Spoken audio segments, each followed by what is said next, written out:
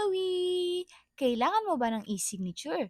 Pero wala kang internet. Hindi ka rin naman marunong sa inyong mga apps sa cellphone. So, balik tayo sa makaluma. Punta tayo dito sa ating laptop para makagawa tayo ng madaling e-signature na hindi kinakailangan ng internet o ano pa man. So, bago tayo magsimula, syempre kinakailangan mo munang gumawa ng pirma. Pipirma ka, tapos sa ito ay iyong pipicturan at isesend mo sa laptop. Kung wala kang Bluetooth, pwede mo rin naman gamitin yung iyong cable charger para ipasa ang iyong picture ng pirma. And then, dahil nakapagpasa na po ako, let's start na. So, hahanapin ko muna ang aking PowerPoint. PowerPoint. And then, i-click po natin yan. Dahil sa PowerPoint lang po tayo gagawa ng e-signature. Select po natin ang blank presentation. Walang kalaman-laman. And then, para mas madali po ang ating trabaho, ay syempre, tanggalin na natin itong mga boxes na ito. Siselect lang po natin. O, yan. Select natin yung box. And then, pwede nating pindutin ang Control A and delete. Wala na. Matik na yan. At mag-start na po tayo. Nakita naman po ninyo blankong-blanko na ano po. So, i-insert na po natin ang ating picture. Punta po tayo dito sa taas, Insert and Pictures. At dahil nga po walang internet, ay dito po tayo sa this device pupunta. Dahil nandito na nga po sa laptop. Ano po. So, na-send ko na po at hanapin nyo lang kung nasan dyan. So, sa downloads, at ito po yung picture ng aking perma-permahan. So, as you can see, medyo malabo po siya.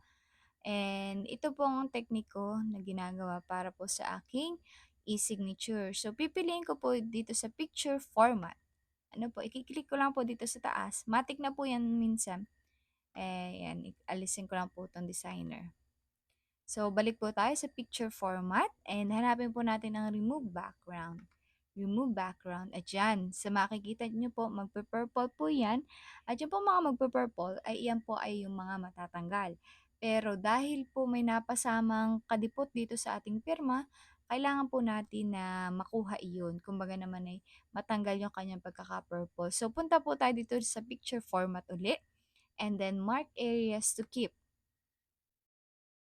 Yan, ito pong may lapis and plus, ano po.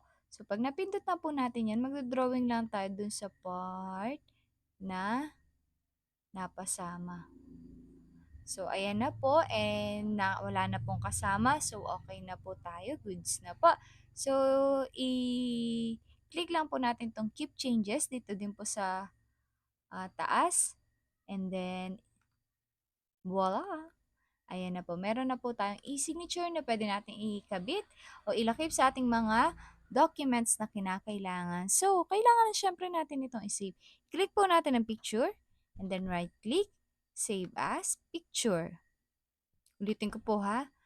O, kunwari po wala. I-click po natin yung picture, right-click, save as, ay mali. I-click po natin yung picture, save as picture. Nandito po. And then, click po natin yan. Pangalanan po natin. Kunwari, mine. And then, down, kung saan po pala nyo gusto ilagay. Upo sa desktop para madaling matanaw. And then, ayan. Nakasave na po siya and copy-pasting na lang po ang ating gagawin. Wala po yung background, transparent po yan and pwedeng-pwede na natin gamitin. So, yun lang. Bye!